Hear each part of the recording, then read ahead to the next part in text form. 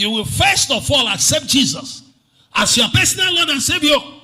If you don't, he is the key. He is the custodian, the empowerment for a life of dominion. And if you don't have a personal relationship with him, you cannot manifest dominion. There must be a personal relationship. Can I tell you something very fast? I have always told people, God doesn't answer people's prayers because they prayed for a long time. Because they tarried in God's presence. No, God answers prayers from people because of relationship. Tell your neighbor, say, you need relationship with God.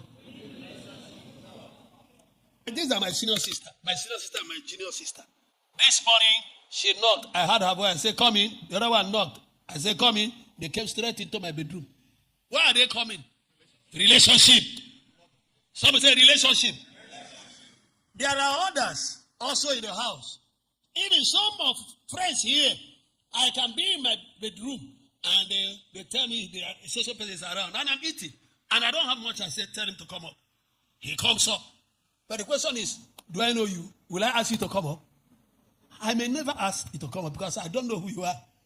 Therefore, if you want fast, sharp prayer answers with God, with the God of heaven, develop relationship with Jesus Christ. He that dwelleth in the secret place of the Most High shall abide under the shadow of the Almighty. And we say, he is, are you hearing what I'm saying? It is not about he that visits the secret place. Some of you are visitors. Some people in this fellowship, one particular case some years ago here, almost everybody qualified to be made a professor here was made a professor, except her.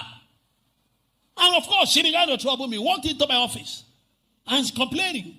And I asked her, are you a member of this ministry? She was angry. She told me how she joined us in Amobia, from Amobia to here, blah, blah, blah. There are people, they are 40 years with you, but they are not with you. I know you don't have such people, but I have them here.